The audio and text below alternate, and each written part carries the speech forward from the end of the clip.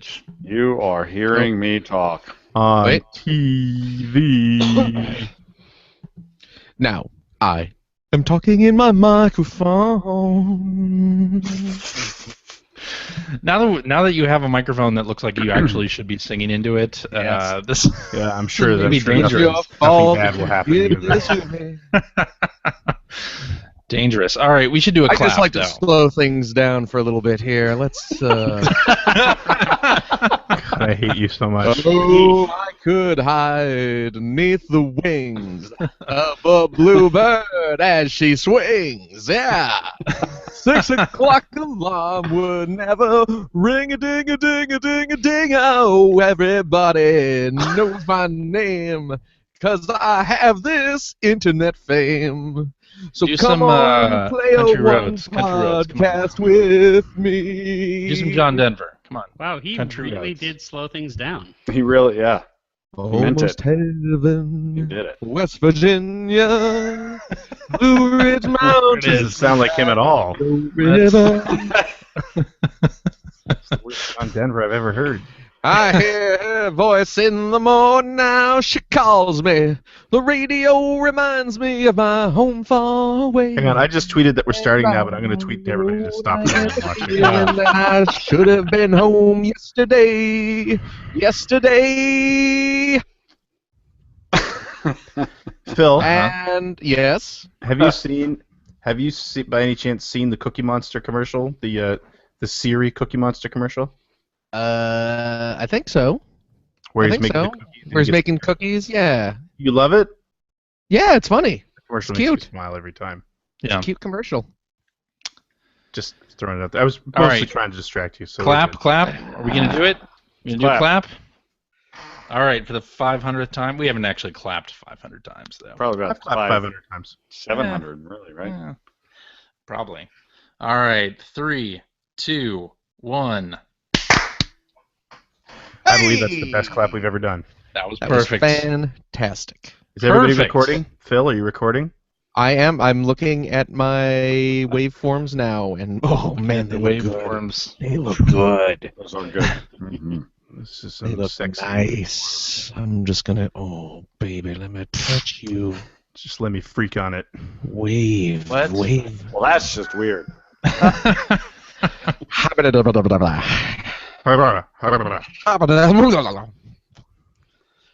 I'm ready to Yeti. All right. How do you want to do this, Rich? You want me to just you want I'll to start it off. Yeah, I'll start. All right.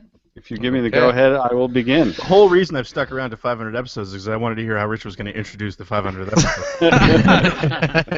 Yeah, when we were doing this type of episode at number 300, it was like, well, how are we going to do it when we get to 500? And we know now that we'll know the answer. Yeah. This Yeah. is the The this answer is the not as well, but with reveal. still some effort. This is. Consider this your audition for if you're going to be hosting episode 1000. All right. Mm. I Yes, so. accept that. God. Okay. Gladly. I know, right? Because you know that's going to happen, of course. Like, Just the thought Not of that. kidding. Yeah. right? Who wouldn't want to listen to a bunch of 50-year-olds sitting I around? don't know, Rich. Rich, you're not a young man. Will you be around?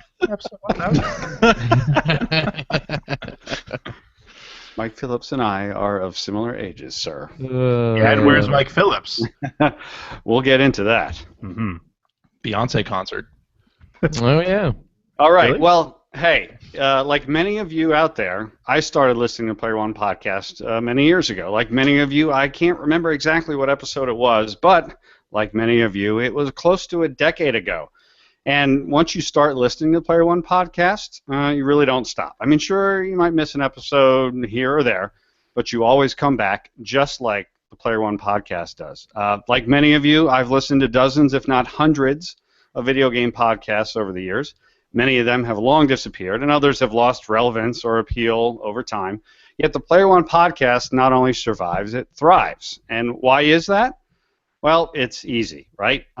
These guys are our friends. If you're like me, you've spent more time with CJ, Phil, and Greg than many of the other people in your life, not to mention the rotating cast of 4 chairs that change as often as the keyboardist in whatever bastardized version of Journey that's playing the summer festival circuit this year. You know, when CJ talks about Nintendo, when Greg discusses racing, or Phil waxes on about Gianna Sisters, you smile. You smile not because you've heard it before. You smile not because you necessarily care about Nintendo racing games or Gianna Sisters. You smile not because you agree or disagree. You smile because it's all real. Unlike so many people in the video game media that play ridiculous characters in order to get clicks or downloads, or are so overwhelmingly cynical and negative about video games, yes, remember we're talking about video games, Phil, CJ, and Greg remind you that the vast majority of people in the world that enjoy this medium are just regular people with jobs, families, and all the normal pressures of life. People that enjoy games as a way to relax and unwind, or to connect to a different time when life was not quite so complex. The Player One podcast serves as the best example yet that you don't need to go to self-important websites that talk to you like you're an idiot, or toxic forums populated with hyper-entitled children that think the games industry owes them everything. Games can and should be about fun with your friends, your kids, and yourself. And there's a reason that the Player One podcast has been around for 500 episodes. Wrap your head around that. And that's the listeners keep coming back every week. People know authenticity and honesty when they hear it. So on behalf of all of us who are proud to be associated with CJ, Greg, Phil, along with the fourth chairs, past and present, Dan Dormer, Greg Ford, Mike Phillips, and Ethan Einhorn, I say thank you. Thank you for the laughs, the insight, and perhaps most importantly, for coming back each and every week. Oh, and that one more thing, baldness. So with that, that's our show for this week. Let's bring in the crew that makes it all happen.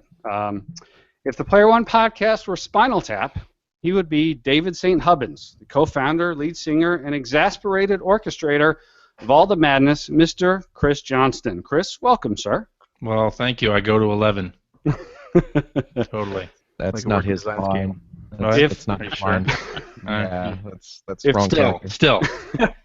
If the Player One podcast were Spinal Tap, he would be Nigel Tufnell, co-founder, often confused, and prone to occasionally leave the show, only to come back better than ever, the token Canadian, Mr. Greg Seward. Greg, welcome, sir.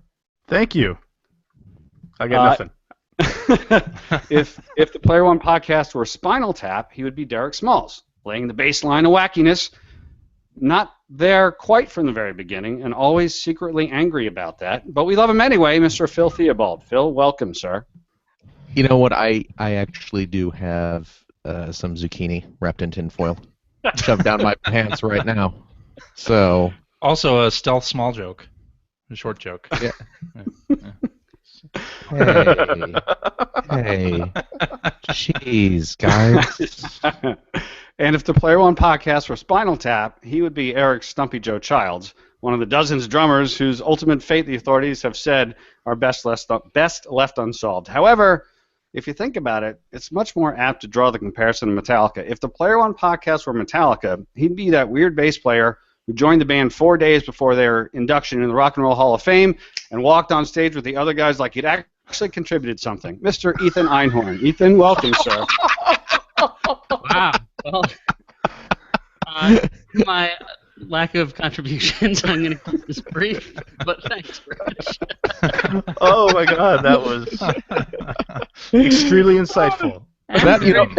Very fair. That's the same intro he got when he was hired at Ziff Davis and at Sega. So. All right. So this is fun. Thank you guys again for letting me join you for this. We're all just kidding, Ethan. Thank you, Rich. That was sweet. That was very nice, Rich. Thank you. That was good. So I want to start off with a question for you, CJ. All right? Sure.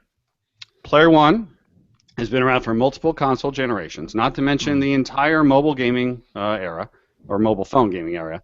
It's seen dramatic changes to the ways that we play, purchase, and experience games. And yet, as we head into another new era, this time with potentially shorter hardware cycles and more iterative platforms, what surprises you more? The fact that the mere speculation of new hardware announcement instantly causes your existing consoles to self-destruct, or that any and all enjoyment you've gotten in the past and will get in the future from a console you purchased this generation is instantly wiped from your memory?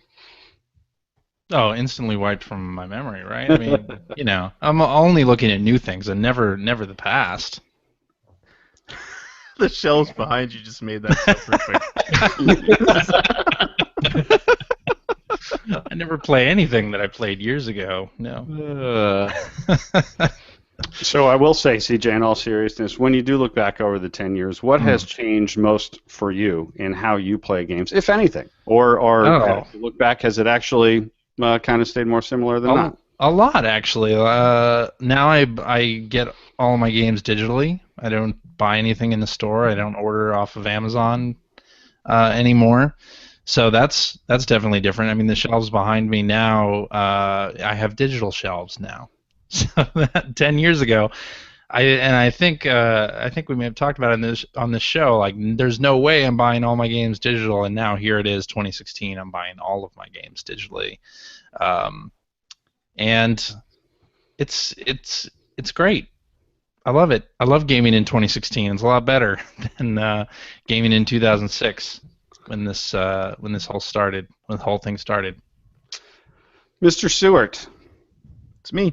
Unlike Phil, and putting aside your one-time offer to give away your youngest child a few years ago for free, you have yet to start using your children for shameless self-promotion and monetary gain. Is this simply a strategic choice to wait until you can unleash your larger brood on the world to destroy Phil's fledgling empire, or is there a more fiendish plot at work here?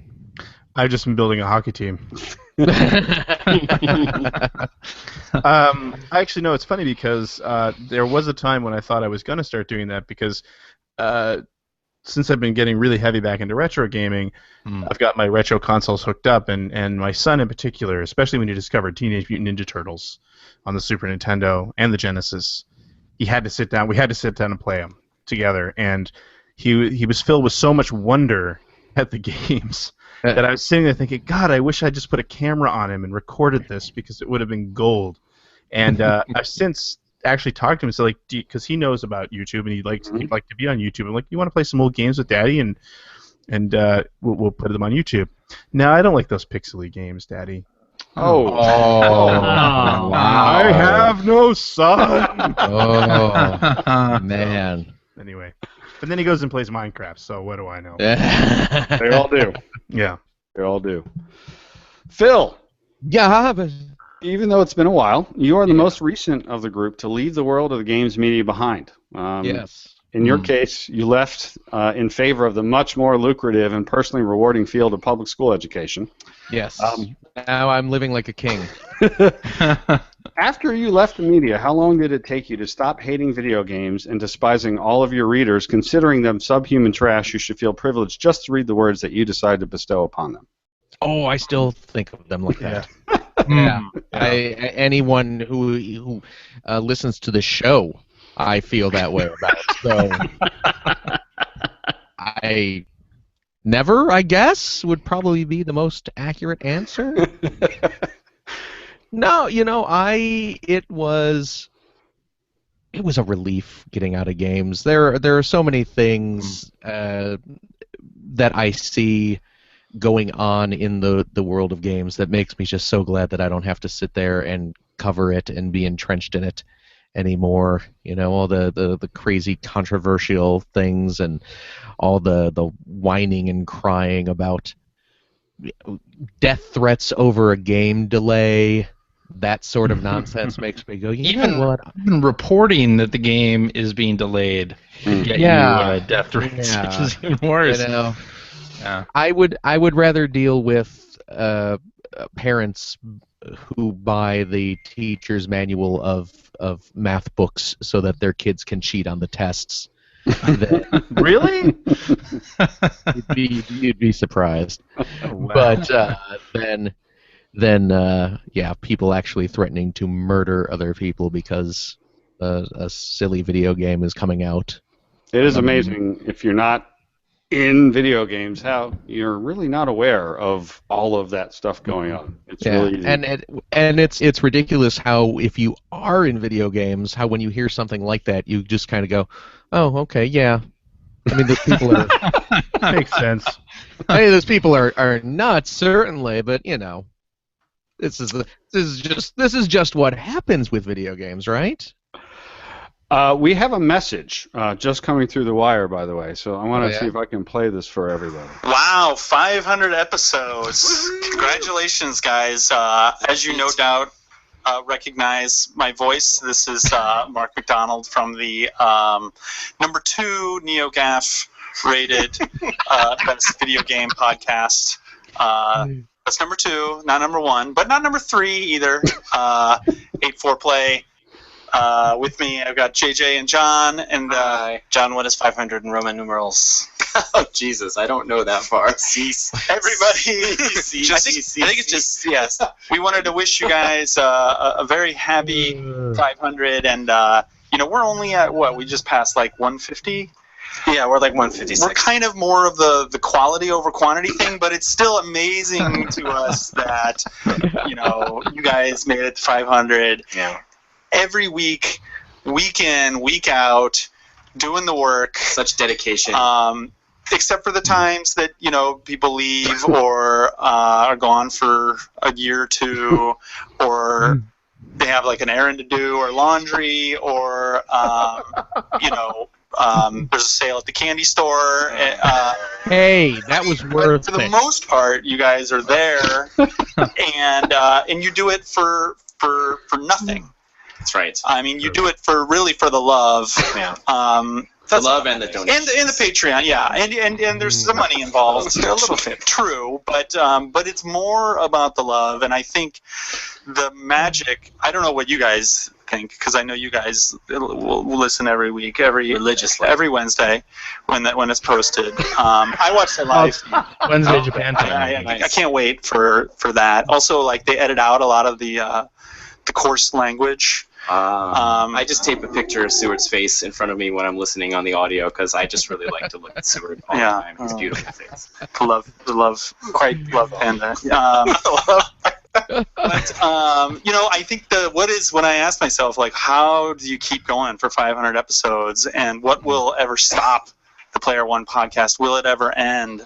I think back to shows like Happy Days and those shows that just went on and on and on. You almost like forgot they were even on TV anymore, and then you come back and you're like, no, wait, they're still on TV. And then you look at their Wikipedia and you're like, wow, that ran for like the Wonder Years ran till like 1993, I think. They're just a little older, a little grayer. It's comforting to know that they're there and they're doing it. And I think part of the magic is the kind of will they or won't they with Seward and CJ. Right.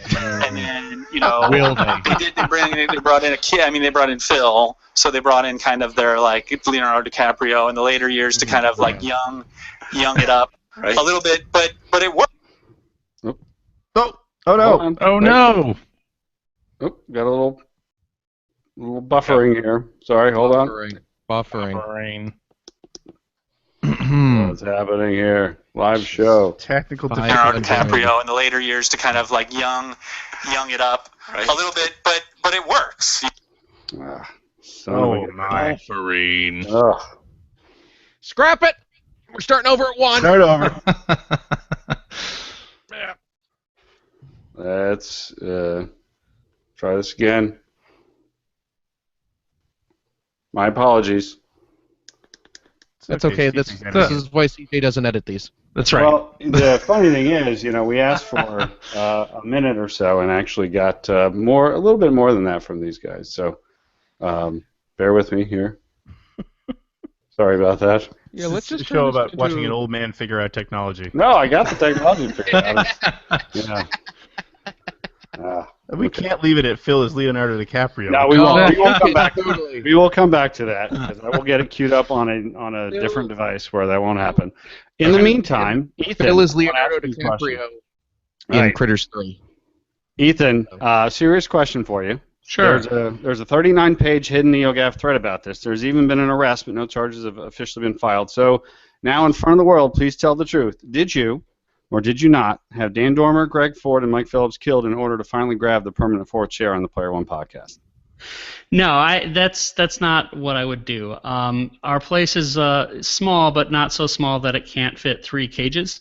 So they're locked up. They're fed every other day. I look in on them. Because you're not a monster.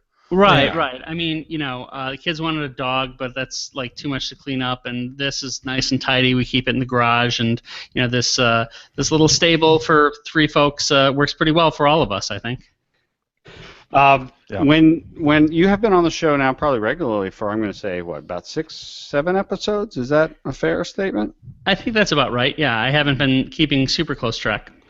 So the other fact of the matter is you have been the only one actually playing video games your entire stint on the show. So how does it feel to have to carry the weight of the entire episode now on your shoulders? Well, the funny thing is it's like, that is obviously something that ebbs and flows. I have, some more time on my hands now, which has been very conducive to being able to play more games. But it's a game culture show is the way I always look at it. So even when the episodes don't have tons of games that people are talking about, there's always just something interesting to dig deeply into. So I'm glad I can bring that. But when we get closer to the holidays, I'm sure everyone's going to be playing 10 or more games a week as well. Yeah, that's it. Yeah. It's easy to find time to play a lot of games when you don't love your family. Right. So, Rich, that was a go little ahead, bit of a Greg. dig, but I want to call out the fact that I haven't been playing a lot of games lately because my team's in the Stanley Cup Finals. I know you don't know what that feels like, but Right here. Yeah. Right here. Right in the yep. We have Mr. McDonald back. oh, So we're Welcome going to pick back. it right up where he was comparing Phil Theobald to an older Leonardo DiCaprio. Less talented. Okay. hey. When the formula works, it works. And then you have Matt, who's kind of like the big older angry brother all the time, and he's like hates everything, and he's just like yelling at people all the time, and really kind of threatening people on Twitter, and it's just this chemistry that you can't. Energy. That's the love. Yeah, exactly. You can't buy that, and so and then more recently, you've got Ethan, breaking down monetization and just the stuff that kind of every normal person on the street wants to hear, stuff, which I think is great. And despite how old they've all become, and they're so old now. They're just like, despite having become older, like we are older, and having become kind of embittered and angry and whatever, there's still kind of this youthful.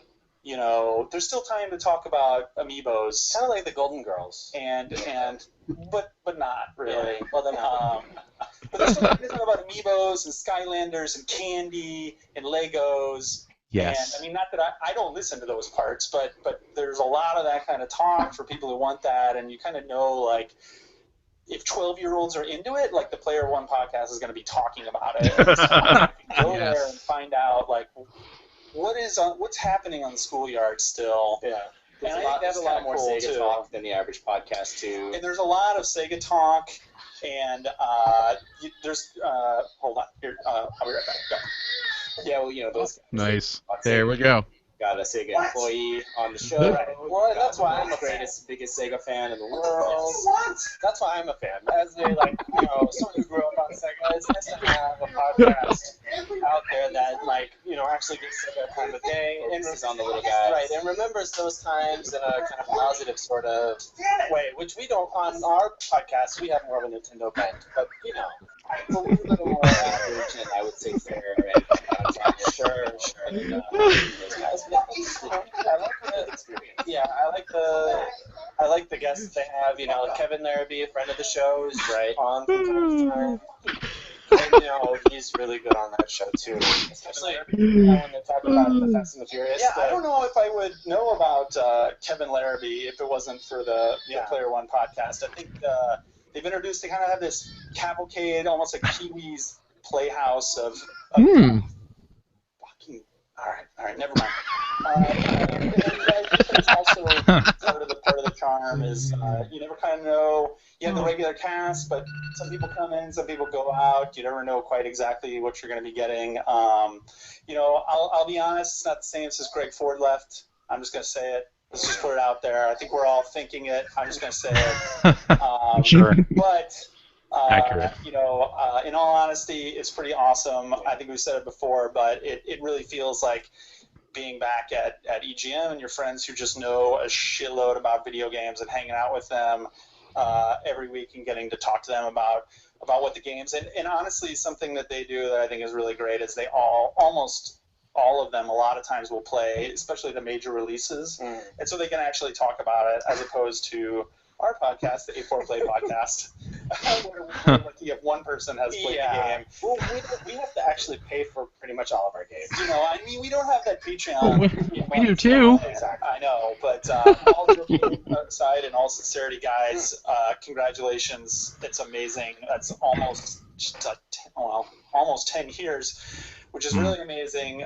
Here's to 5,000 more. I don't know. God. That Patreon money lasts, but congratulations, guys. Yeah, good going, guys. It's going to be like probably 20 years before we even get to our 500. So. Yeah, sorry this thing went so long, by the way. Sorry, we had a lot to say, but it's all enough. This is why our podcast is probably too long as well. But, congrats, guys. The great Mark McDonald, JJ, and John Riccardi from 8-4 Play. Awesome. That was great. Yeah. That was pretty nice. Every time I hear Mark McDonald's voice this time of year, all I can think of is E3 Hype Train! You want me to edit something into this at that point? Is that what you want? That's right. That'd be great. I was listening to it on the way home, and I just love that. Oh, yeah. Yeah. Totally. So how far back to each of you go with Mark and John? I believe John gave at least one of you guys your first gig in the games media. Is that correct? Yeah. I think CJ and I go back pretty much the same distance, which is the Vid Games chat channel and IRC. John and Mark were both in there, but Mark actually contributed to Gaming Age. Not a whole lot, but he wrote a couple articles for it, and then he was actually the first guy to give me some actual freelance work in the industry. And yeah, John was the first guy who actually gave me my first job in the games media. Yeah, it goes back to IRC, Internet Relay Chat, for those youngsters who remember that. We all kind of met on there, and John worked for Intelligent Gamer, which Ziff very briefly published a magazine version of that website. Yeah, and I met John there. He was working for Intelligent Gamer, and I was doing some freelance stuff. I did an N64 guidebook for EGM, and we met at that point. Met in real life, but we had been friends on IRC probably for at least a year before then. Mark was running an issue of Pocket Gamer when he gave me the work, and then John was running Expert Gamer when he hired me. Yeah, Mark gave me my first freelance work as well 16 years back. And at the time, the very first issue of EGM that I was in, I was actually ghostwriting for Sean Smith because they didn't want to introduce too many voices. Right. Yes, that happened a few times. Yep. Well, we have another message, by the way, folks, coming across the wire yet again. So one moment here, and let's hear what this one has to say.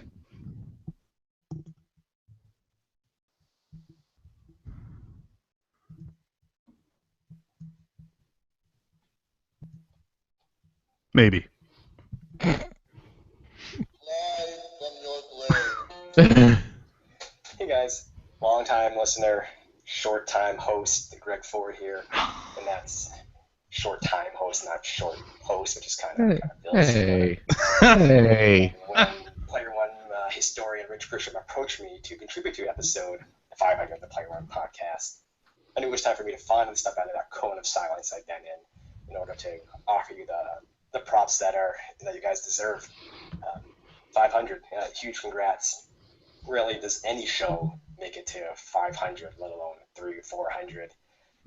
so many podcasts come and go, that the fact that the consistency you've had over the years, and even personally thinking back, that's been 5 years since I've been on the show. You're still going strong, hitting almost every week with a show. So that's to be commended. And, even more impressive perhaps is suffering the departures of myself, the great Mike Phillips, or star in the making Dormerbot. The fact that all these folks have left the show and yet somehow you've kept it going. I think any gamer who listens, it really touches a really special place in their hearts. And wait a second. Come on. Yes. Watching sports. Right, sorry guys, there's a sporting event I'm watching.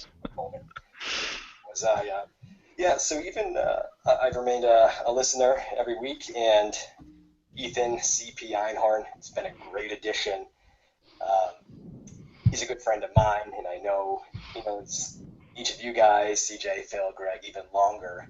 And I think that's what's always given the show really that little extra something, where you guys are good friends and you both talk and argue as such. And kind of another fun little trend, following the path paved by each one of you guys. In the past year, I've had another little one added to my family, and I certainly hope to introduce him to gaming in the next few years, in chronological order, of course.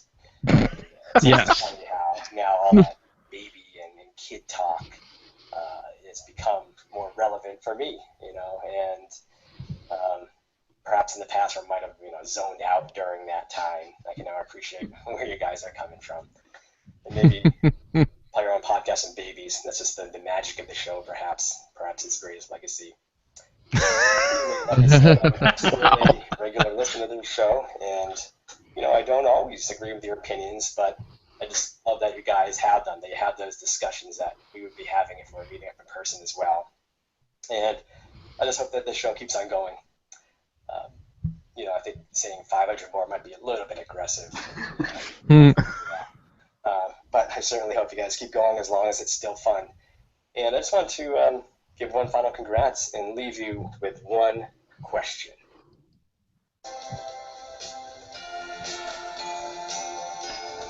Do they know? No, sorry. That's it. That's all. The great Greg Ford. Oh my god. Oh, that's my favorite memories of the show. That song, Ford sitting in his do they know it's Christmas time. That might have been my favorite thing about the show is that Christmas song. The first time that we did it, because it was originally, for people who don't know, I'm just gonna say the story. Mike Phillips had this idea of multiple podcasts coming together and doing like a sort of song like. And this was before he was on our show. This was before he was on the show, exactly. He thought it would be a really funny idea to have One Up Yours and EGM and Giant Bomb and all these other podcasters do this song, and I thought it was a great idea. Told all these guys to like sing different parts or sing the whole thing, and then give it to me, and I would give it to Mike. And about halfway through, Mike told me that none of the other podcasters had actually sent in any singing.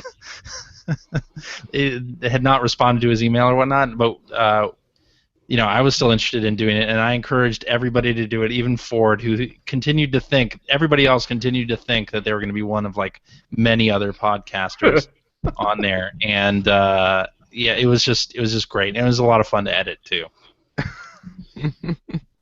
especially Ford's part. Yeah, I think we lost Rich Grisham. There we go. He's back. There, he's back. Wouldn't be an episode of the Player One podcast without some technical difficulties. Oh, right. I'm contributing all of them, especially. So, so one of the next questions I had, which is... Sorry. One more thing I wanted to mention, where Ford mentioned, I just wanted to say, that guy's baby is adorable. Oh, yeah. Anybody who's seen pictures of that kid, holy... Yeah. Man, that kid is cute. Yeah, I had Congratulations. I had the pleasure of meeting Greg in person for the first time in San Francisco, probably about a month ago. He's pretty cute too. He could crush me, by the way. The dude is solid. Yeah, I didn't realize, and so I kind of was going to get a little aggressive, with him first time coming to his boss. I'm like, I kind of stepped back, like, oh, okay, sorry, my bad. Carry on, sir. That was actually, did I tell this on the show? I think I may have, that the first time I met Ford, I shook his hand and he like nearly crushed my hand. Such a strong handshake. It was the strongest handshake I've ever received. It was very weird. Man. CJ, do you remember what game or games were in your playlist on your first what you've been playing discussion on the Player One podcast? It had to be Bully, right? Was Bully on there? First game we ever talked about on this show. Yeah, it was Bully. And yet that game remains the source of a continued long-standing controversy. If you could call it that, sure. Yeah. It's going to be the best Game Club episode in history. I think now we got to span it across multiple episodes, really. Yeah. Let's stream it or something. Let's just do that. Phil, when Greg and CJ were kind enough to actually ask you to join the show, do you remember what games you talked about and what you were playing? Oh, criminy, I have no idea. That was like 10 years ago, man. Why would I? It was the end of the GameCube era, and the Wii was launched. It's crazy to think that we've been around that for a while. Hold on a second here. I'm getting a quick refreshment here. And the PS2 era, too. This episode brought to you by Ecto Cooler. The good folks at High C are... Yeah, you see, that's the new Ghostbusters version. I don't want to drink that. Oh, really? That doesn't look healthy. Wow. There you go. That's how you know you're an adult. You drink your High C out of a wine glass. Gentlemen, to 500 episodes. Yes. Nice. I will raise my Diet Coke to that. I'll raise my cherry water. Clinky, clinky.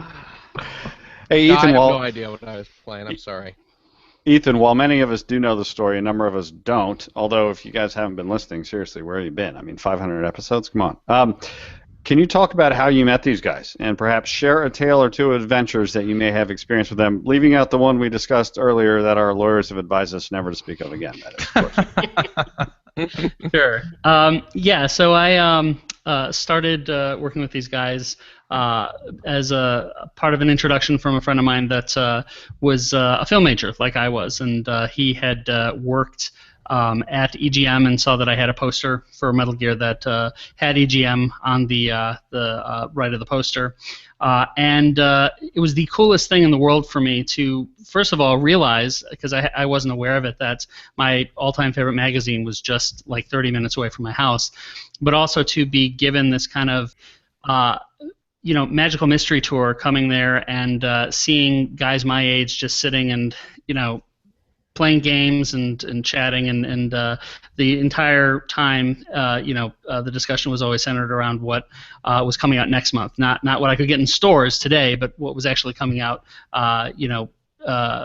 in the future, and that to me was incredible. It was like going to Willy Wonka's chocolate factory, that type of thing, seeing the inside, so I'd had a chance to then interview for a full-time editor position that I didn't get, but was able to freelance for a year until something opened up. And through that time, I just put as much energy and effort as I could into the freelancing and got a chance to go out to a lot of dinners with these guys, got a lot of support, had a lot of really good discussions and debates. This group in particular was always so much fun to discuss. Is it the Consumer Reports of video games, or should we take the length of a game, out of the picture when we're talking about whether or not it's a good deal? How hyperbolic should we be during previews? What do we owe the customers? A lot of these conversations would become quite heated, and I remember there was a tough one about the length of Parappa the Rapper 2 that I had with Greg. And we had a dinner about Turok also, where Greg was giving me some very good advice that I was not having an easy time taking, that I probably shouldn't have said that it's a game you'll take weeks off to play.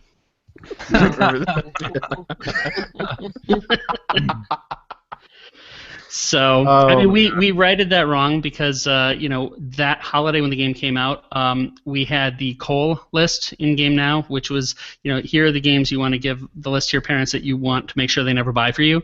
And we included Turok Evolution on every single platform, including PC, despite the fact that there was no PC version, just in case they made it. Nice. That's awesome. Yeah. I will say, going to dinner with you and Greg were like some fantastic memories too. Like these dinners would last hours. Baker Square on either Butterfield Road or Ogden Avenue in Downers Grove, Illinois, and is fantastic. Great time. That's one of the reasons I honestly am really happy that Ethan has sort of been is the latest fourth chair for the show because of exactly that. Because once we got to know Ethan, I personally really loved sitting there and just debating everything, and honestly loved playing devil's advocate with Ethan because Ethan is so passionate about everything, which has come across on the show. But he's so passionate about the things he's passionate about, and so it's kind of fun to just get him talking and let him roll. So and troll him a little bit here and there too. That's but it's all fun. So. It is definitely interesting how Ethan has become the only one who drops the F-bombs regularly on the show anymore. It's kind of a... Yeah, we've been finding it for that. CJ? Yes. How much has the Patreon money corrupted you? Fully or just partially? Fully. Full corruption. Yeah. Not surprising. Which slush fund are you actually putting the funds into so that you can keep yourself swimming in whatever it is you have going on there behind you? Let's just say Charlotte's going to Yale. That's all right. It's my Amiibo fund, for sure. And my Nintendo Portables fund. I'm now going to buy all the 2DSs that I want to. Yeah. Continuing with you, CJ, what do you think what has changed about you the most since you started the show? You look back, what do you sort of look back and say, wow, I'm not like that anymore, or boy, I sure have changed in this certain way? Well, when it comes to editing the show, I used to be really meticulous. I used to edit the show. I used to actually edit the show. It would take me like 5 or 6 hours on a Sunday to edit it, and I edited out all the uhs and coughs and silences. Good Lord, what you'd have to do with this episode would be catastrophic. I know. Luckily, we're recording early, so I've got all that time to do that. But so that has changed. I don't edit nearly as much as I used to. But also, I mean, I wasn't married. I didn't have a daughter. I lived in an apartment. I lived in Houston, Texas when this thing started. I was editor of an anime magazine at the time. So it's kind of crazy. A lot has changed. You look at 10 years and you're like, oh, that I'm kind of a different person. I didn't care about HD graphics back then. I still kind of don't. But so yeah. Greg, same question to you. Looking back, what's changed the most for you? I don't know. Actually, with this show, I think for me, it's when I left the industry, like working full time, the internet was still kind of really taking off. It was sort of still like 1UP was in its infancy. Still, podcasts were just starting to be a thing, and it was a chance for this show was a chance to sort of still have a voice, and also a chance to stay in touch. I mean, when we started the show, I'd just been married the month before, and the show pretty much grew out of CJ came up here to Nova Scotia to my wedding, and I think that's probably where sort of the germ of the idea of this show started. We were just sort of chatting one night. He was experiencing a Halifax Donair for the first time, and probably the only time. And, True. And we were talking about One Up Yours and a couple other, podcasts, and we should try that. And through that, I mean, since then, I've had 3 kids. I've left the industry completely. I've tried my hand in a different industry, in the television industry, and I've come back and gone from sort of AAA development down to web and mobile development. Gone back to school, just a lot of different things. But it's kind of been a constant, and having Phil on there too, it's sort of been a constant. And these guys have been my support network through a lot of ups and downs in life, as I think we all have with each other. Not all that obviously gets shared on the show, but it's extremely important to me, and I feel connected with people that I feel like I wouldn't be otherwise. I mean, at 15 years ago, we all lived in Illinois, and we're all hanging out together, and now here we are. I'm in Nova Scotia, CJ's in Atlanta, and Phil and Ethan are in California, and they're still some of my closest friends in the world. So that's sort of what the show's given me. As far as changes, it's more the constant for me. That's what I love about it. Phil, same question to you. Yeah, it's weird thinking that in these 10 years, I'm married. I have a 4-year-old son, which is ridiculous to think about. I still don't believe that our government trusts people like me with children, but he's turning out okay, so that's fine. And that I have gotten out of the game industry completely and have moved on to a not at all related career teaching, which is something that I had in the back of my head, that wouldn't this be kind of fun to do if I wasn't doing this other sort of job. But the fact that I'm actually doing it now is just really ridiculous to me. But yeah, it's great, and it's nice having this other perspective, and it's kind of nice being able to look at the industry from the outside again. It certainly makes games a little more enjoyable now that I don't have to do them for work. And at least I was able to kill off another video game magazine before I got out completely. So that was nice. And knowing that it was one as long running and as beloved as Nintendo Power. Oh, that was a big kill. Yeah, so that was my white whale, and I finally brought it down. Ethan, not exactly the same question, but touching on what Greg said about constant being, sort of having a constant. And I'm going to ask everybody this, but at what point, Ethan, did you sort of realize that video games was not a kid thing anymore for you? Like, was there a certain point in time, you're like in mid-20s or early 20s, late 20s, or maybe it was even before then, when you realized that, okay, despite what a lot of people say, video games are not for kids. This is a thing that this is clearly one of my things that I really love and am passionate about in my life. Yeah, I think actually that revelation came when I was in college, and I decided to take the day off to go and pick up Super Mario 64 with a new Nintendo 64. And that was where, okay, I'm well out of high school. Some of my friends have put down the game systems, but I'm more excited about it now than I was even when I was in grade school, because it just keeps getting better. Following from there and, getting an import Dreamcast and just making sure that I was never missing any major hardware launch, it just became clear to me that was a really important part of my culture. And, again, circling back to, meeting up with these guys and starting to write for the magazine, I think it was just an incredibly powerful thing to find a tribe, find a clan of people that loved games as much as I do. And when you find that, and they're all your age and we're all growing up together with it, that makes your affection for the medium all the stronger.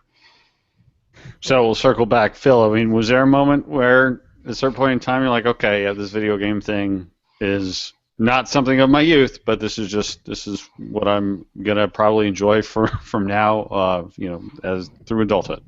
That probably happened for me in high school when I was working at Babbage's, which, as many people know, is now GameStop. When I started working there, And I wanted to work there because, they sell video games, and I love video games, and I get a discount on the games and that sort of thing. But what happened while I was working there is I was able to start sneaking into the Consumer Electronics Show, which is, of course, the CES still goes on, but back in the day, this was pre-E3. This was the big video game trade show where companies would show off all their games. And at the time, they would have it in the summers in Chicago, which was obviously right where near I lived. So using my retail credentials, I was able to finagle a buyer tag to get into the show as though I was one of the people. I was the 17-year-old who was purchasing games to distribute to all of my retail stores for this company that I worked for, allegedly. But getting into the show and getting going and seeing the display booths at the trade show, talking to the people who actually worked at those companies, the PR people, the developers, that sort of thing, getting a hold of the press kits and things like that really sort of woke me up to the fact that, okay, this is what I would like to do with my life if I'm able to do that, is somehow get involved in this medium. And of course, at the time, I was a big reader of game magazines, EGM and Game Pro and Game Fan and all of those. I was reading all of them at the time, so just being able to worm my way into that was something that I really was kind of pushing for, and yeah. Greg, what do you like best, or what did you like best of the three? Writing about games, making games, or not being in the games business, to make a living?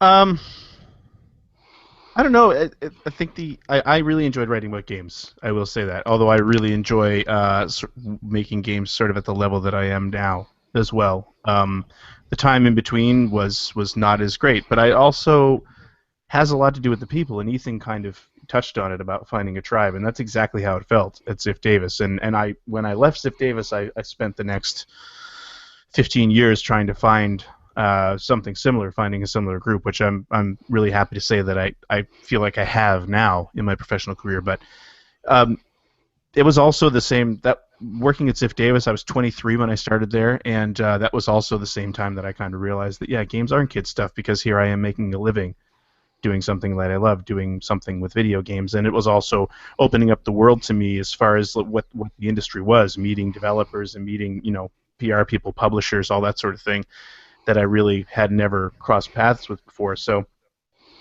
I loved it there. I loved it at Ziff Davis. I would never trade anything for the time that I spent there. And like I said, met a lot of great people there, still close with a lot of them. And it was fun to sort of be in a group of peers, and they were all amazing people, and they were all super passionate about what they were doing, and they all loved games, and we spent all kinds of time together because of it, right? I mean, we all went to lunch together, we all went out on the weekends together, and it was a great time. I really enjoyed it. CJ, you're now a power broker in the world of video games, mobile video games in particular. What do you wish you had started that sooner, right? Or did actually the path that you chose to write about the games and then do a couple other ventures before you landed this actually put you in a position to do what you do now well, and actually, perhaps even make you enjoy it even more so now? Yeah, I think the experience that I have had writing about games, and as EGM's news editor, I also got to interview a lot of people, Yuji Naka and Shigeru Miyamoto and Aonuma, and like a lot of great creators, and that has definitely helped me now when I'm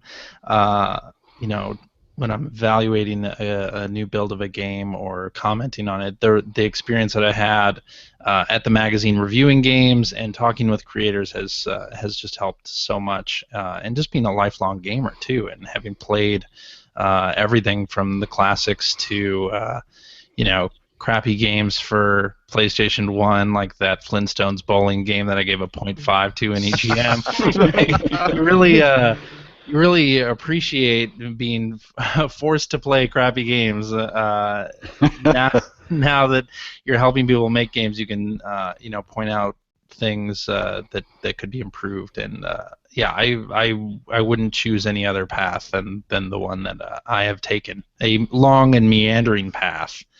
My first CES was in 1991. And I had taken a summer class at our local public access channel and used that as my in to CES. And so I was there for the debut of Sonic the Hedgehog and the Super Nintendo at CES, and like that whole thing, like they're talking about making a movie of Console Wars with scenes from that CES. So like it's crazy to think about how long I've been in the industry and how much I've seen. Been battle worn, I guess. Interesting. Shall we do some tweets, gentlemen? Sure. Yeah, do it. why not? Because I am by far not the only person who has a lot of questions to ask or comments. Let's start with this one from hacker alias John Wilcox. Any regrets? We'll start with you, CJ. None whatsoever. At all? Not even that one Doing the time Player that One you- podcast? Does that count? Episode 70. There it is. Yeah. Well, we got to level 70 that time, so Yeah. Right. that's what we needed to do. Which one was episode 70 CJ? I don't know. I just remember level 70 or bust. Level 70 or bust. We made it. Okay. Yeah. I think when we started, Greg, we thought it wouldn't go over 10 episodes. We wouldn't be able to No. sustain, and let alone doing like 100, 200, 300, 400, or 500 episodes. It was out of the question. And if you go back and listen to the first few episodes, there's no way it should have gone over 10. To be Yeah. honest. It was just true. Well, Literally all of CJ's editing. Yeah. And actually, to kind of repurpose one of Rich's other questions, coming kind of in from the outside myself, like as he was asking, when did you know that games were going to be for you as an adult? When did you guys know that the Player One podcast was not going to be a one-off and that it was actually going to last for a long period of time? I think probably right around episode 100. Or maybe before that, because if you'll remember, Greg left before episode 100. Oh yeah, that's right. That was that long ago? I didn't realize it. That was, a Wow. long time ago. And I thought, I had thought, well, we're going to be doing this a long time. And then Greg left, and I was like, Maybe not. maybe not. And we did a couple episodes. We brought in guests, and that was great. We had a lot of good people on there during that time. But I think when Greg started coming back regularly, and then we brought Greg Ford back on, I thought, yeah, this could be a thing that we do for a while. Hacker Alias, Mr. Nelson says, awesome. I wonder who's been your most unusual guest in all that time. You've definitely had a number of guests. So anyone that stands out in particular as, air quote, unusual. Oh, Kenneth Slim Miller. That was the first thing I thought of, too. Yeah. Yeah, you'll have to go back and listen to that episode. If people have not, I'll link to it in the show notes, because that was just a really fun episode with a unique individual. Yes. Yeah. Slim's great. Slim's great. I wonder what he's doing now. I have not. I did some internet searching. I could not find him on the internet. Practicing Street Fighter moves, I'm sure. Yeah. I'm sure he's out there. Hacker Alias Decoder Otter asks, in episode 1000, what games and consoles will you be talking about? Will VR reign supreme? 8K gaming? Amiibo? What do you think? Start with you, Phil. I'm hoping amiibos for the new Amiga system. So It'll be all VR, right? It'll be wireless Oh. VR. That's what we'll be doing. This podcast will be in VR. Nintendo will be selling VR remakes of all of its NES library, and I will be buying all of them. I'll be just finishing up episode 20 of Generation 16. All right. Let's see here. Night Attack 09, our good friend, says, other than Gaming Steve and the Lunchcast, what old competitor do you miss? Oh, the Lunchcast. I miss that show a lot. I really miss that show. Yeah, I don't even know if people know about that podcast. It might still be around. You might still be able to listen to it on the internet. But You can still get it on a feed. Mike Phillips, before he was on Player One, he was on a show called the Fanboys Lunchcast, and it was my favorite podcast for a long time. And not very many people listened to it, which I thought was such a shame. And I think when I guested on EGM Live, I promoted the Lunchcast just because I thought it was so great. And yeah, I miss the Lunchcast. I miss One Up Yours a lot. I miss that's Live. the one for me. Yeah. Yeah, because all of those guys, I mean, I had worked with some of them, but I hadn't worked with Garnett or Luke Smith. But listening to that show was so great, and it's too bad they're not still around because I'd still like to listen to them every week. Yeah, I super miss actually Weekend Confirmed as well. Yeah. And frankly, even after that, the John and Garnett show was really, really good. I know they couldn't keep it going, but those two were great to have back again for a limited window. Yeah. I think for me it's definitely the Lunchcast because I don't listen to a whole lot of their podcasts. Just never really had the commute, so never really had the time. But that was one that I would listen to every time, and it was just a super interesting show. And sort of I like to think sort of the same vibe that we bring in that they were, just four people who talked a lot about games but weren't connected to the industry. So it was still from the viewpoint of a consumer that was about being a consumer, about being a fan, and still being interested in games. And it was just really, really interesting and funny. My favorite shows, even now, are that same kind of format. People who are not in the industry and not journalists, renting games or buying games and commenting on them. That's, I value their opinions more than many professionals. Mm-hmm. Yep. Yeah, Lunchcast was great. Hacker Alias Beard the Movie says, what is your most amusing screw-up that happened on air this evening, notwithstanding? I don't know about amusing. There have been countless times where the audio tracks have gone missing, or Phil had to piece together things. So those have always did I have been to piece fun. together? I've never had to piece. Oh, did you have to piece together stuff of mine? Well, my favorite technical glitch was one where I think Phil's computer, his old Mac laptop, would cut out out 5 that's seconds right. of audio in random places. So I'd have a very short audio file from Phil, and I'd then basically have to listen to the whole show and guess where his next laugh or quip would come in and around. Yeah. Oh, jeez. One of my favorite things recently was one of the very few episodes, because CG and I used to alternate hosting. That's And true. actually, Phil used to alternate in and hosting as well. And then on the weeks that I would host, I would edit, and CJ would edit. And we quickly decided that it's better if CJ edits. But my favorite thing that happened recently is there was an episode that I actually had to edit recently, and I forget what the name of the song was that I put at the end. Oh, it was Virtual Insanity. So, of course, when we published the show, it published as the author of the show was Jamiroquai. Yeah. Fair enough. We used the music. I feel like he didn't really contribute much to the show. Oh, man.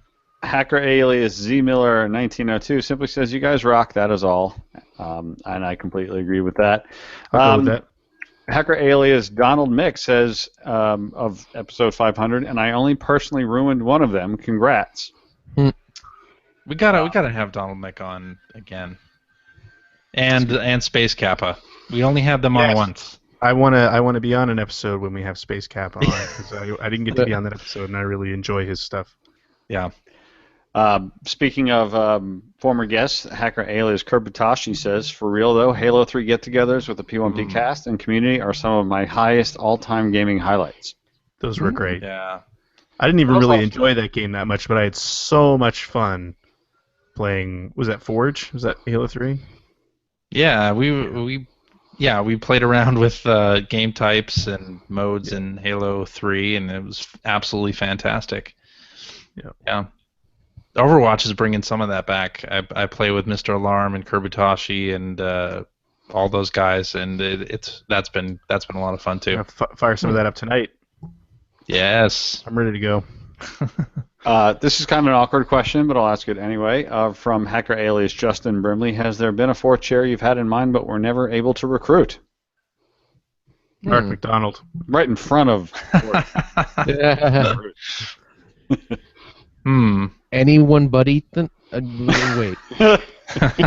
Someone that we talked about having on the show very early on, and we never ever were able to get her on was Jeannie Kim.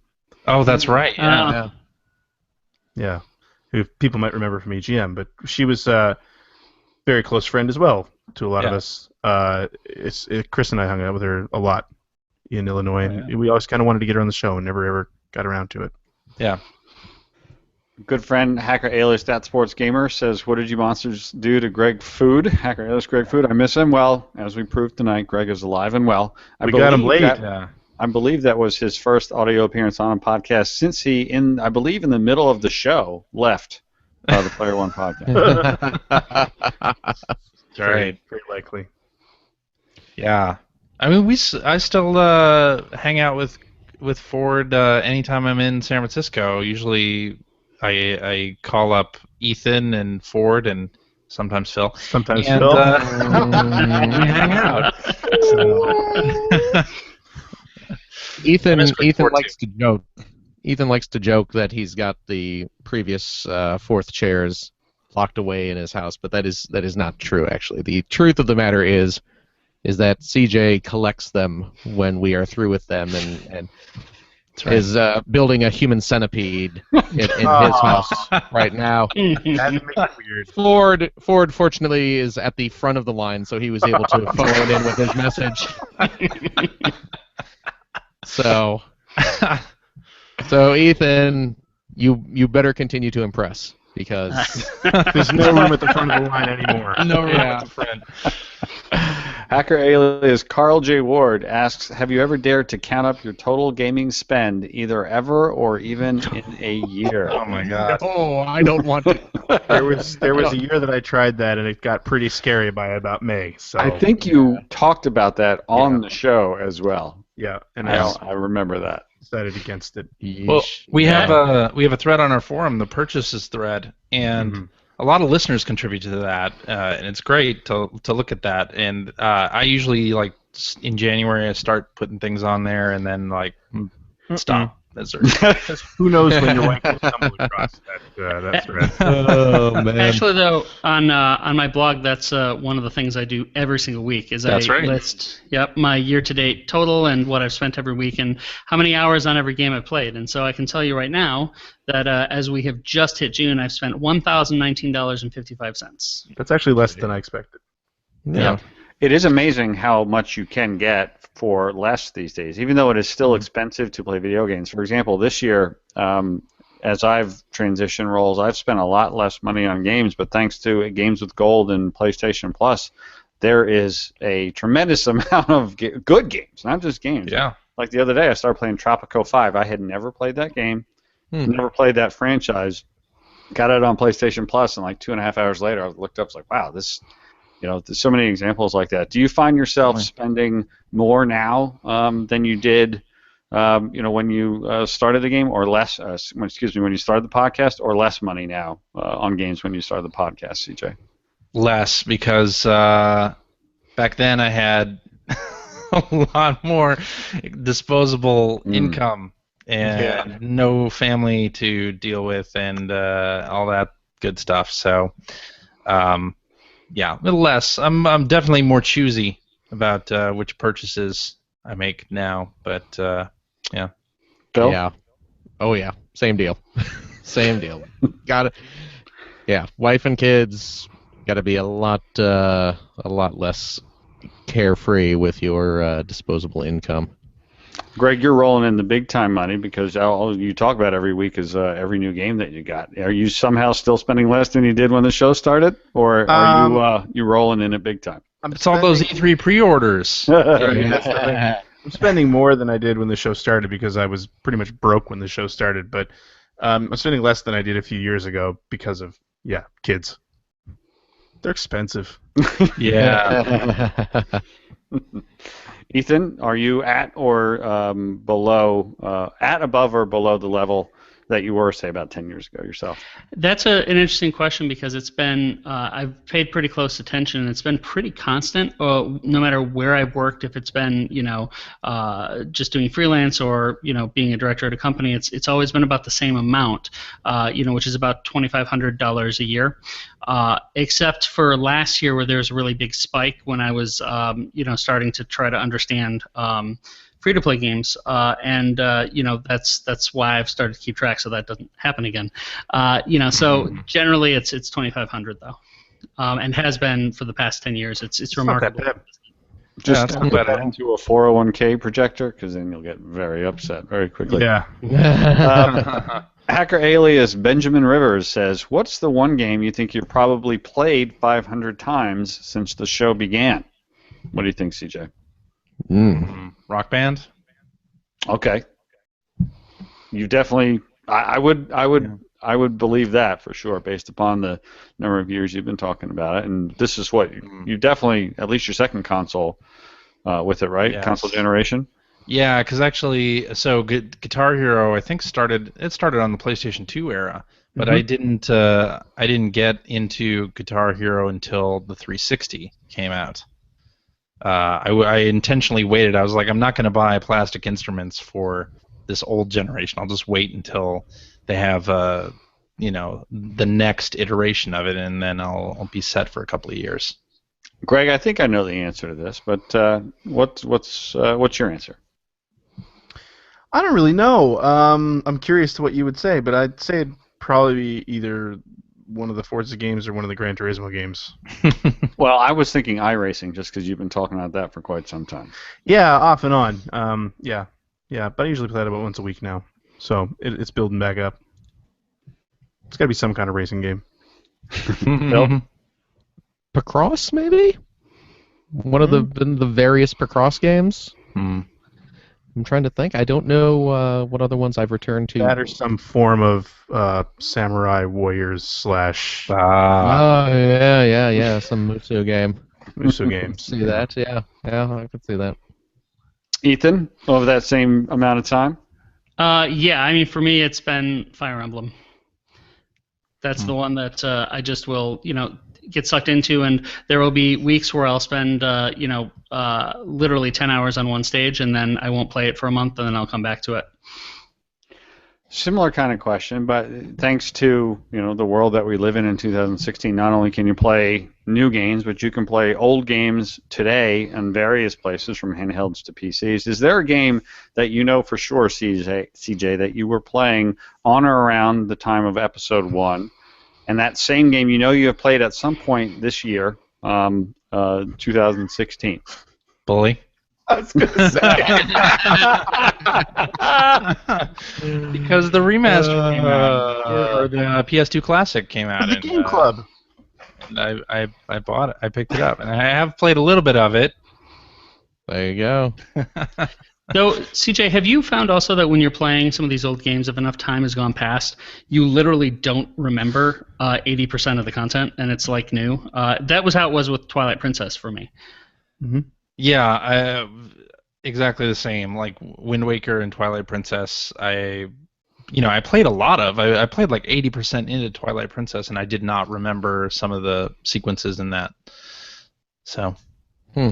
Phil, what's a game that you have played recently that you also were playing right around when you joined the show? Mega Man 2. Twilight Princess actually just came out when we started. It was like episode 4 or 5. Yeah, it was the launch of the Wii when we were starting. Launch of the Wii, yeah. I play. Oh, sorry. Oh no! I was just gonna say I play Mega Man 2. Probably at least once a year. So, yeah. There's probably more than one game on that list too, right? Oh yeah, for sure. some of the old Marios and that sort of thing. For me, any old retro game, anything on the Genesis or Super Nintendo, I've been in love with those two systems, and play them pretty regularly. So, and have been forever. Ethan? Thinking back on it, really, again, I play a lot of games from the past. So I'd say, just recently I played all the way through Sonic Adventure again. Ooh. Yeah, it's not a great game, but it's comfort food, And if I remember, CJ gave that a pretty damn high score in EGM. I don't know what you're talking about.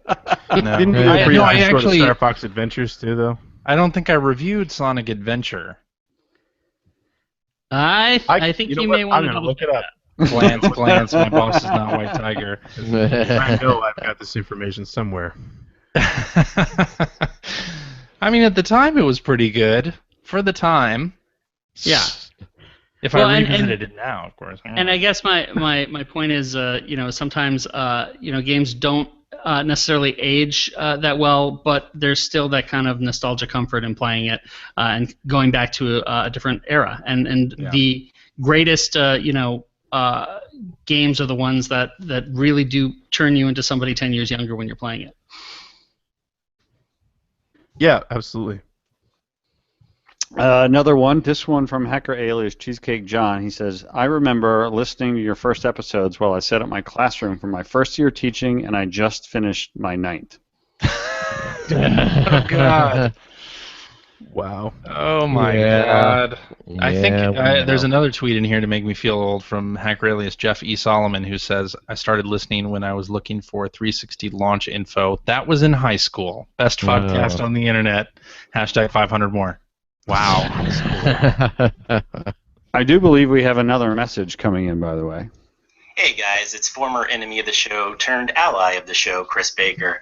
So Rich Grisham gave me until 5 o'clock today to record this for you guys, and it's like 5:27 right now. That's how much I care about this little milestone. But seriously, 500 episodes is nuts, and I think it's even nuttier that I've listened to pretty much every single one of them. I'd say here's to 500 more, but I don't think I would wish that upon an actual enemy of mine. So just good luck with whatever you do. Thank you, Chris Baker. Coming in just under the wire. Well done, sir. Another former roommate. It's a bunch of former roommates here for me. We have another one, tweet, this one also from Hacker Alias Dakota Otter. What do your families think about the time you spent doing the podcast? Is it ever a source of friction? All of you have wives and children, so there has to have been times where it's potentially been, let's say, difficult to schedule, perhaps? I think since we moved to it being on a specific day and time, it's been a lot easier. When it was moving around, it was a lot tougher to schedule, and a lot tougher to get permission to do. So. I have a real-time story about that, actually. She's standing over your shoulder. Well, as my eyes had to shift to my phone a couple times here because I got the text, "You're still picking up Ollie from school today, right?" So no worries, our charming 6-year-old will be taken home by my wife, but I had to sort that while I was doing this recording. So yeah. Nice. All right. Well, I think that, ladies and gentlemen, is the show. Before we go, CJ, any final thoughts on episode 500 and reaching this great milestone? I did not think we were going to get here at all, but it's been a great run of episodes. I'm sorry that this is the last episode. Oh God! Yeah. No, wait. I'm kidding. No, it's been, I think we started this show as kind of as an excuse to hop on and talk about video games and, record it, and if people wanted to listen to it, then fine. And, it's been really fun to do and to edit and learn all the audio tricks in GarageBand and Logic and all that stuff. over the years, and it's just been fun hanging out with these guys. And I missed that time in Lombard and in Oakbrook where we could go to dinner basically every day if we wanted to, and talk about games. And this is kind of it's a time machine, really. It's going back to that time for an hour and a half or 2 hours each week, and it's fantastic. And I'm glad people like listening to what we produce, and that they feel part of the group. And I think that's big. Every time I go to a show like Penny Arcade Expo, and somebody who listens to the show comes up to me and says hi or thanks me for doing the show, it's just thank you guys for listening to the show. And I always feel like they come up to me and they think that they know me more than I don't know them at all. And it's really fun to have people who feel like friends come up to you at a show like that and start talking to you about games. It's just been a fun run on this podcast, and that we have outlasted One Up Yours and EGM Live, and Gaming Steve has been his voice when he says that. A tremendous achievement. Damn you, Gaming Steve. And it's we joke about it, but Gaming Steve really was CJ's short-term goal at the beginning of the show. That is absolutely true. We can beat him. Yeah, Gaming Steve was like the #1 podcast when we started, and I was like, we are gonna beat that guy at his own game. And now where is he? Yeah, that's right. Greg, any final parting thoughts for episode 500? Hang on a second, I get an audience here. Oh, there she goes. She's running away. Honestly, I mean, a lot of what CJ says, I really love. I said before, I love being able to hang out and talk to my friends. But I love the community that's sprung up around this. I never expected that.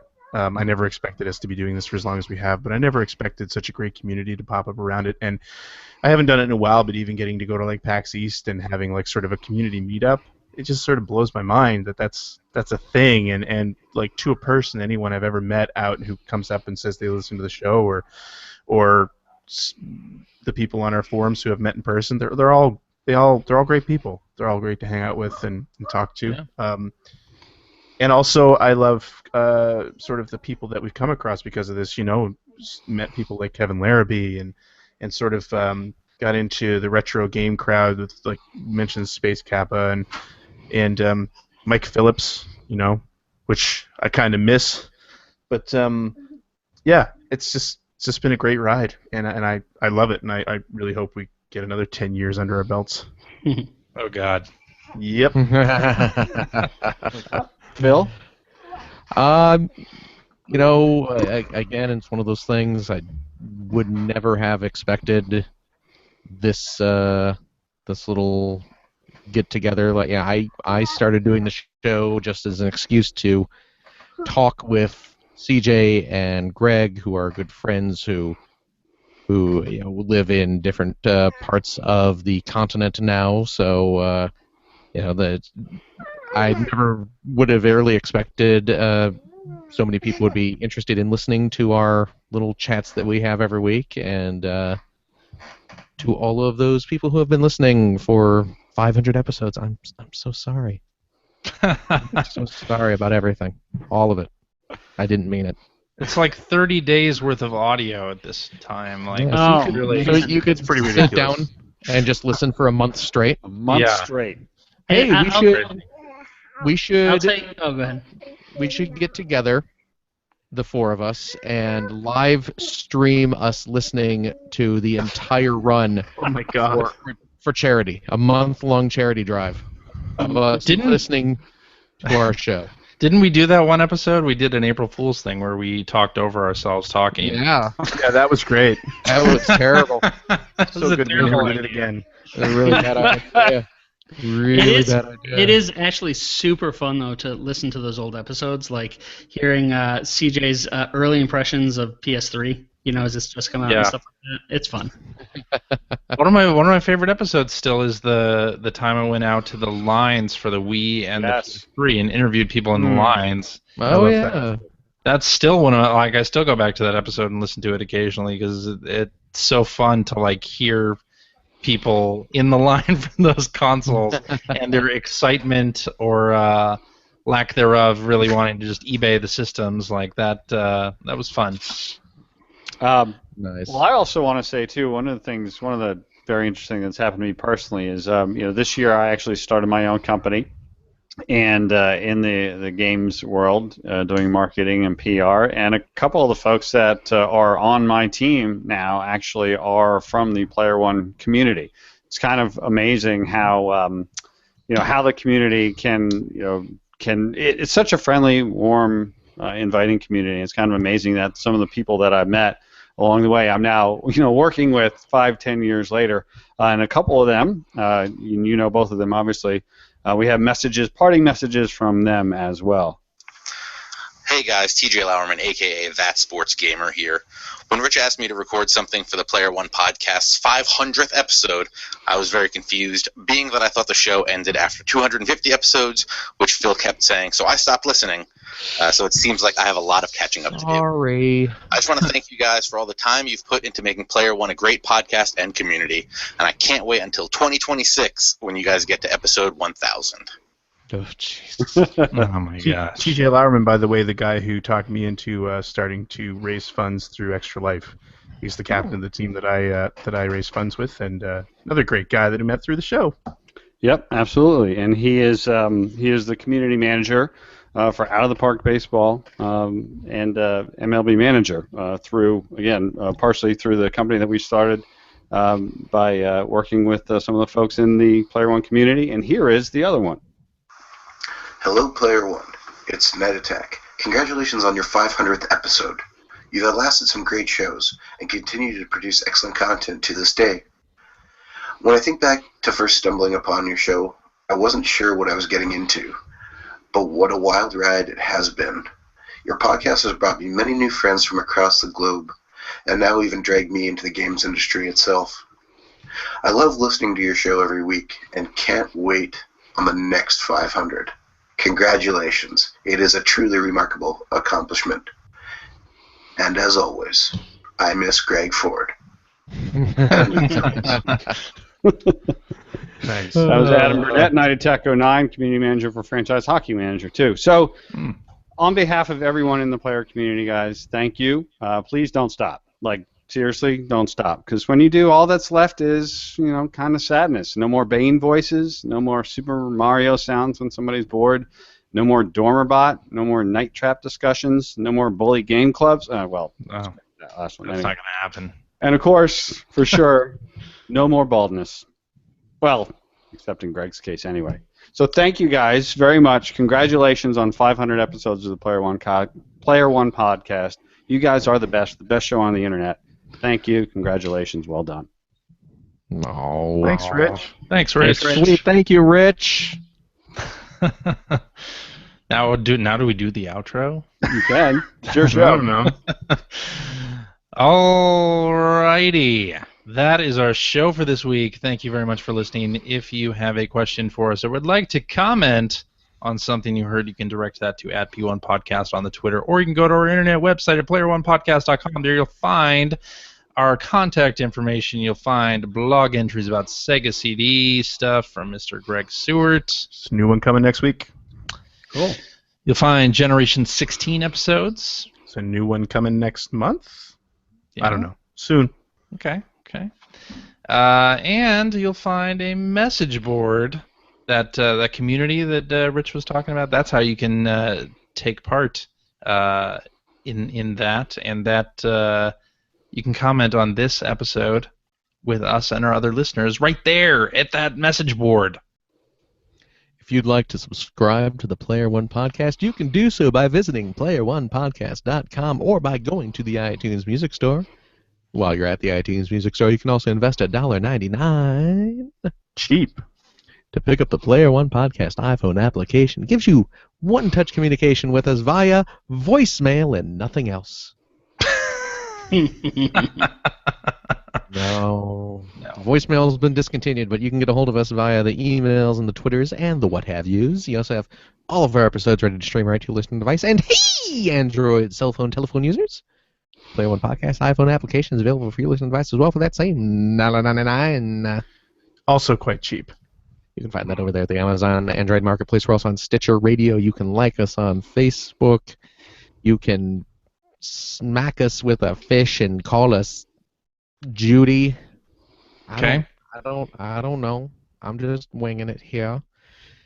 You can watch archived episodes of our show and actually watch us record live most weeks on the YouTubes. Go to youtube.com/P1podcast. And if you've liked what you heard, and how could you can head right over to patreon.com/P1podcast. Throw a few shekels our way.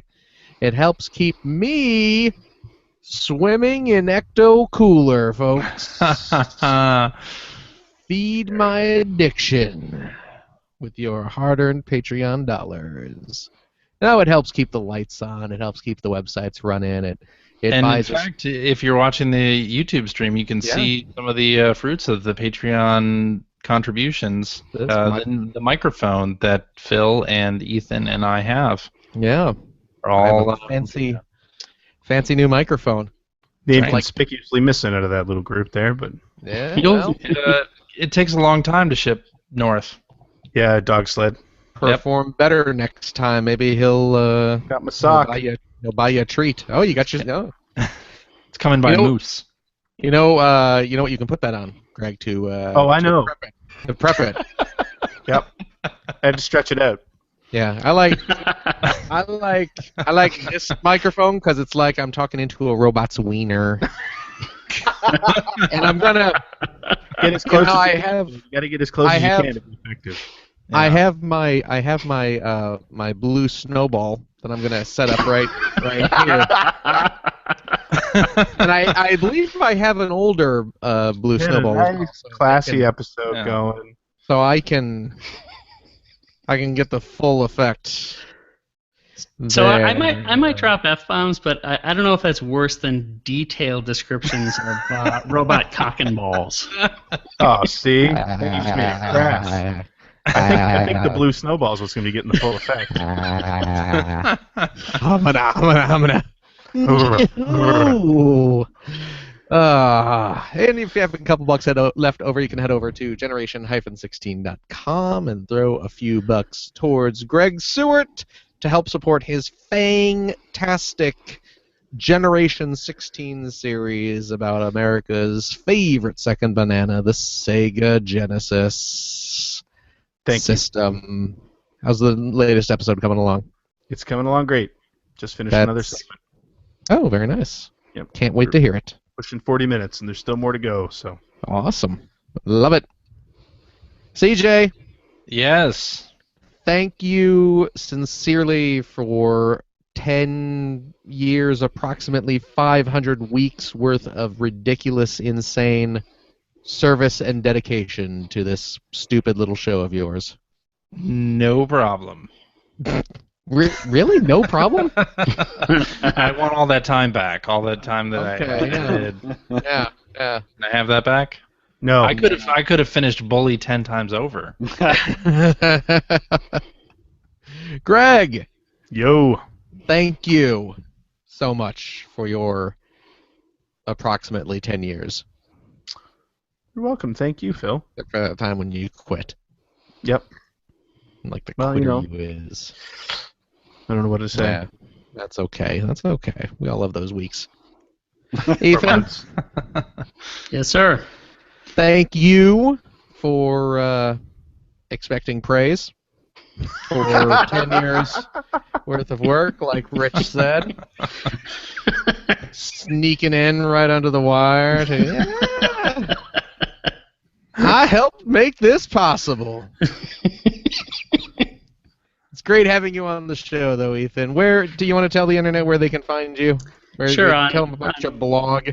Twitter, I am Ethan_Einhorn, and I have changed the URL for my blog. Oh. It is now easier to remember. It is now spendcappedgaming.com. Oh. All right. Man, well, you know what? Let me give you some advice here too. Keep changing the name of your website Yeah. every couple of weeks. It keeps your readers on their toes. Yeah. You know, you want to make That's a sure good they're point. paying attention. You want them to earn it. Yeah. And use .info. Yes. Yeah. yeah. .com is a 90s thing. Spendcapgaming.tv. No. Where you can find. No. .com. Thanks, Phil. Oh, okay. It's so hard to keep these straight. The site name keeps changing. Yes. And an extra special double, triple, septuple thanks to the most fantastic host this show has ever had. Sorry, CJ. Mike Phillips. True. But it's true. The wonderful Rich Grisham taking time off to tell us how great we are. And he's My right. pleasure. Yes. Thank you, guys. No, thank you, Rich. Thank you so much, Rich. Always a treat to have you on the show. Yeah, thanks a lot, Rich. Yes. You're very welcome. And I guess that's it. I guess so. I'm not going to be here next week because of E3. Daddy's hosting again. You're going to have to edit too. Probably. I'm not going to be here next week either. Oh, it's looking up. Right. So We're all gone. Everyone. Hey, Ethan, Yeah. you and I think you and I need to set a lunch date. We'll bring a recorder and we'll just talk. Yeah. Yep. No, I'm taking this last episode seriously. So You're taking a stand. I'm taking a road trip. Well, really? I'm taking a road trip next weekend. San Dimas, California. San Dimas. No, I've been on a road trip to San Dimas with you, CJ, and That's right. It's nothing at all like Bill and Ted's Excellent Adventure. No, it is not. They don't even have a mall in the real San Dimas. That's true. They didn't when we were. Yeah, I mean It's not to say there was never a mall there. This was like 10 years ago. Yeah. But no, I'm going up to. I'm going to drive up to Portland to hang out Maine? with. Yeah, Portland, Maine. I'm driving from San Francisco to Portland, Maine. I've done that. You idiot. I'm going up to Portland, Oregon to hang out with friend of the show Bill Mudron. All right. Nice. Yeah, Get I'm gonna get him to draw us a new poster. I'm gonna pull a Kathy Bates Yes. on him and hobble him and yeah. That was just a character she was playing. That wasn't actually. What's it? I thought I read in the paper that she actually snapped. Oh. But yeah, I'm gonna go up there. I'm gonna record a couple podcasts with him. So you won't hear me here next week, but you might hear me on the Boy Howdy podcast and Tardy to the Party. So if you like your pop culture, there you go. So I've 500 weeks of this. I'm out. I'm moving on to New Horizons. So, but then the week after that. The week after that? Yeah, but I mean, you guys will still have your Stuart and Ethan next week, and probably some other schmo. Taking applications for 2 hosts. Bar has been set very low. You gotta be better looking than us. That's the bar has been set very low.